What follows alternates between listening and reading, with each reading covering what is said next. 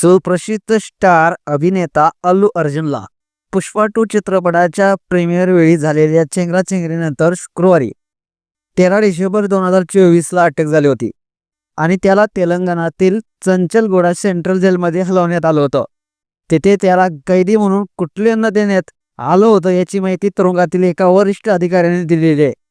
तुम्ही जर अल्लू अर्जुनचं चाहते असाल तर तुम्ही शेवटपर्यंत हा व्हिडिओ पहा आणि आपल्या SS स्पोर्ट्स या चॅनलला सबस्क्राईब करायला नक्की विसरू नका. टाइम्स ऑफ इंडियाने दिलेल्या वृत्तानुसार तेलंगणा तुरुंग विभागातील वरिष्ठ अधिकाऱ्यांना सांगितलंय की अल्लू अर्जुनला तुरुंगात असताना भात आणि भाजी असे साधे जेवण देण्यात आलं होतं. अभिनेत्याने तुरुंग अधिकाऱ्यांकडून कोणत्याही विशेष सुविधेची मागणी देखील केली नव्हती. त्याला चंचलगोंडा सेंट्रल जेलच्या स्वतंत्र विभागात ठेवण्यात आलं होतं.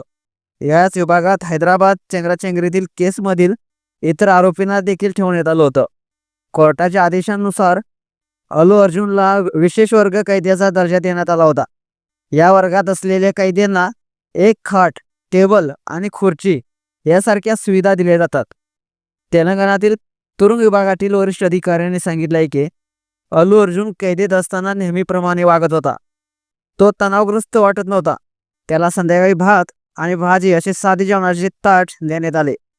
न्यायालयाने दिलेल्या आदेशानुसार अल्लू अर्जुनला विशेष कैद्याचा दर्जा देण्यात आला होता असे तुरुंगातील विशेष पोलीस अधिकाऱ्यांनी सांगितलेले आहे. अल्लू अर्जुनचा तुरुंगातील मुक्काम अल्प काळासाठी ठरला. शनिवारी तेलंगणा उच्च न्यायालयाने त्याला अंतरिम जामीन मंजूर केला, पण तरीही अर्जुनला एक रात्र मात्र तुरुंगात काढावी लागली. अल्लू अर्जुनला शुक्रवारी 13 डिसेंबर 2024 संध्याकाळी 6:30 चंचलगुडा तुरुंगात आणले होते आणि शनिवारी 14 डिसेंबर 2024 सकाळी 6:20 त्याला जामिनावर सोडण्यात आलं. शुक्रवारी उशिरापर्यंत तुरुंग अधिकाऱ्यांना जामिनाची प्रत मिळाली नव्हती.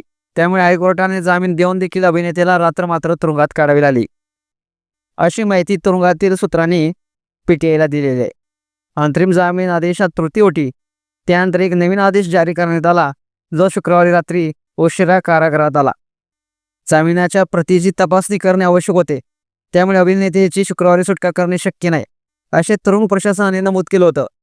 अखेर शनिवारी 14 डिसेंबरला सकाळी त्याची सुटका करण्यात आली.